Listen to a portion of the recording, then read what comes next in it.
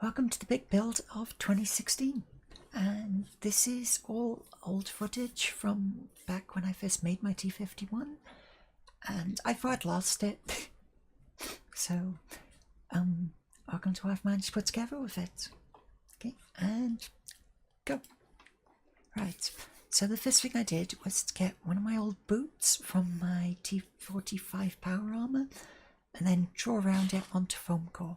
Once I'd drawn around it onto the foam core, I then made about an inch around the edges and just make the boot bigger. Once I'd done that, I started cutting it out, and as you can see, terrible knife work, but that's fine.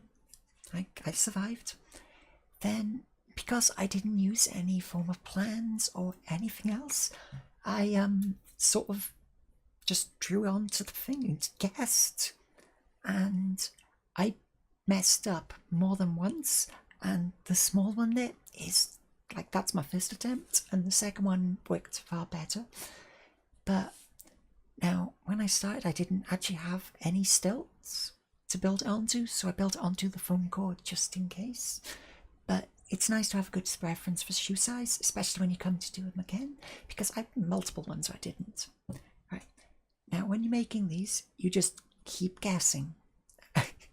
The lot of this was just, yeah, so I'm just going to guess this, and then it all sticks together and I get the right shape, and then you guess it all again and you get a second one, because, yeah, what do you expect?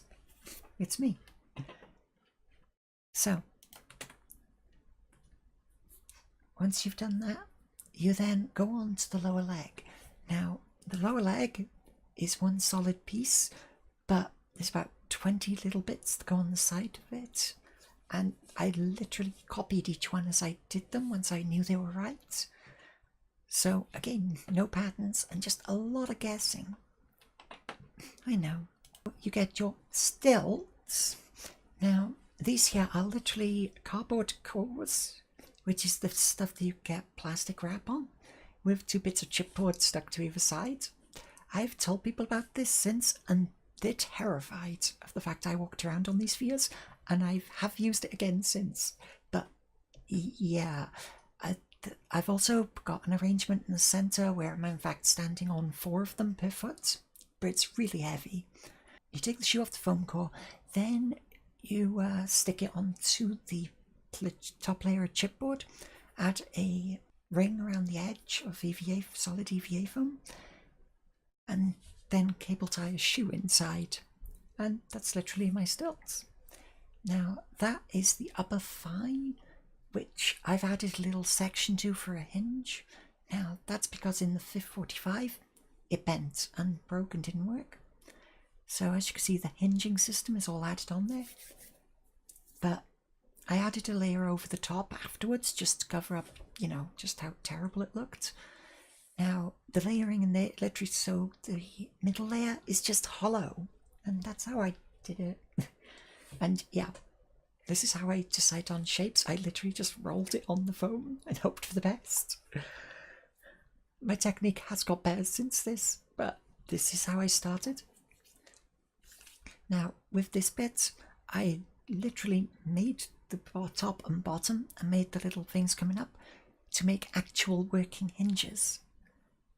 Now, to do this, I literally used that hole saw and cut through the centre of the hinge, then used the bit that I cut out as the actual centre of the hinge, so it would actually work. Okay, now this is the waist plate, which literally is like, it's 4 pieces of EVA foam, and they just cut it in the shape of a pair of pants, because I don't know. Either way, this doesn't actually work because your legs can't move properly. You've got to cut about 45 degrees across the hips to be able to move. Otherwise, you just wobble a little bit when you're trying to walk. It's not good. Now, once you've managed to get your waist plate together, you need to actually be able to support this on you, and it'll just fall down and you lose all the gaps and separations that you're supposed to have.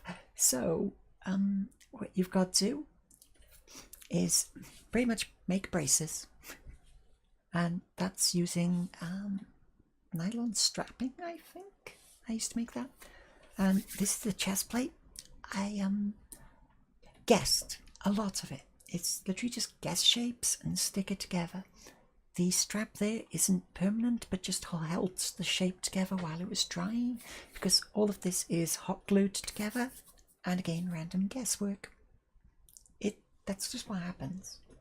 The upper arm section, and literally this is a circle that is much bigger than my arm, and another circle that's much bigger than my arm. Ooh, and the prototype shoulder. Oh, I love those. Okay, so basically at this point I just realized that the little cone on the top was a stupid idea and would interfere with everything, so that went by the next version. But again, when learning, you have to admit to your mistakes, and that was one of them, unfortunately. Now, that is the lower arm section, and it's literally just a circle of EVA foam with bits stuck on the outside to make it look deeper and like. And this one here was me trying to be overly smart, and I decided to stick a number pad in there. That's actually wired up, and you could control the lighting from it, and I did actually make it work. So now we have all of the arms. So we've got the upper section, which again is just the circle I showed before, but this time I've stuck an extra layer on top just to make it look a bit more detailed, and a little strip down the side. It makes it more accurate to what the actual graphics are in game.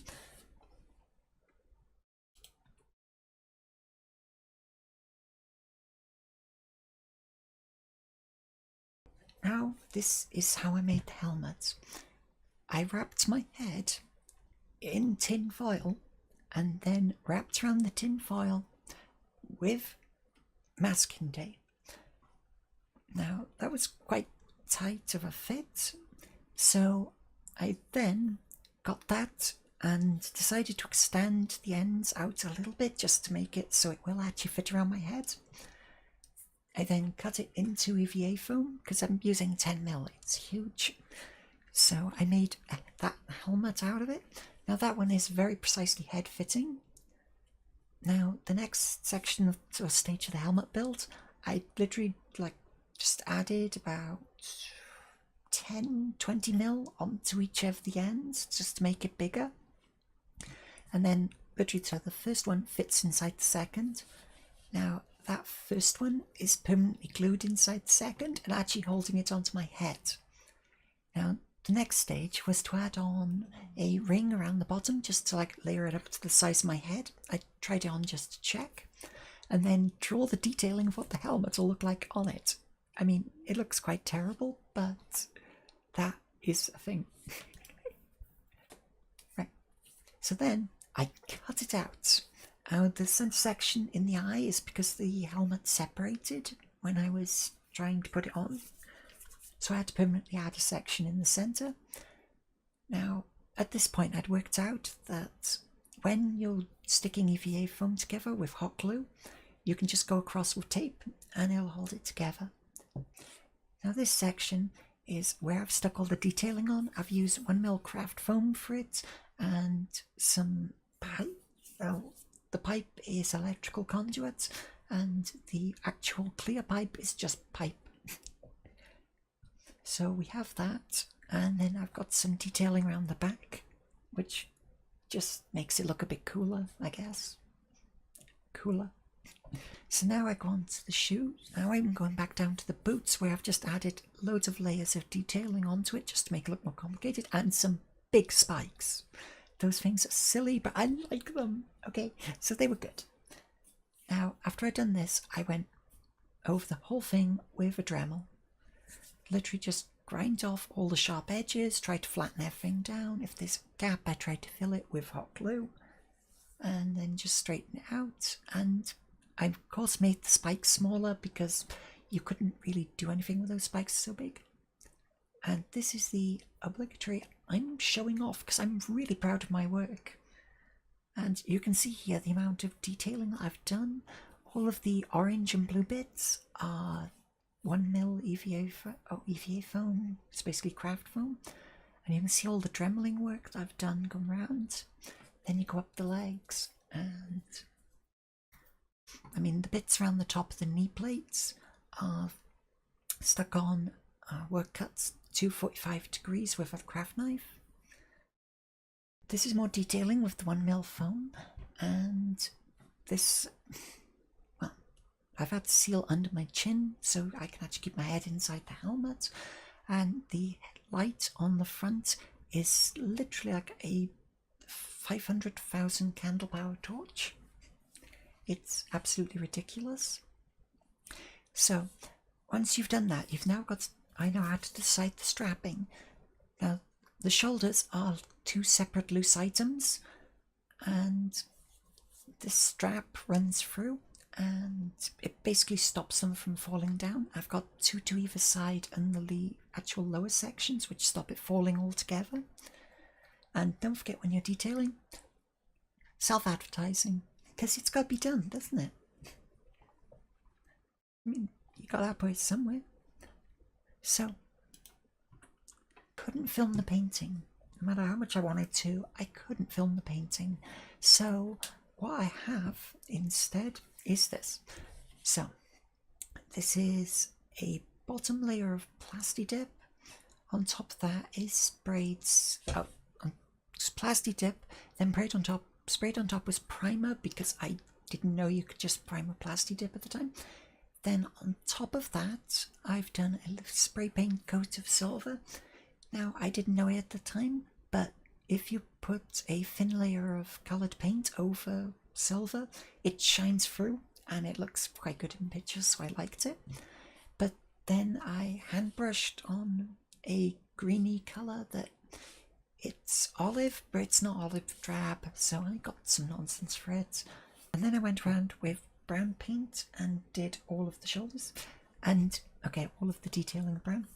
As you can see on that shoulder, it's actually shining off the light coming in through the window, and I love that effect, and I've kept it going on every armour since.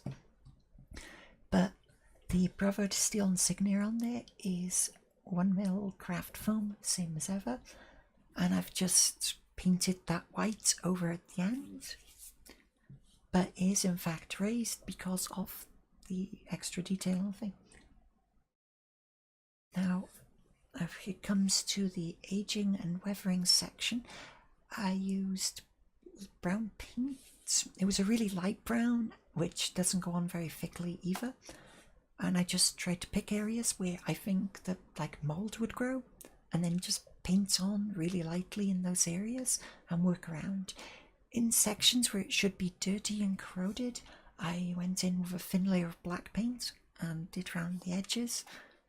You can really see it here in the actual lower leg, and I've done in some scratches because I'm claiming I had fights with deathclaws, so you can see the deathclaw marks and all of the detailing around in these sections where it should be dark.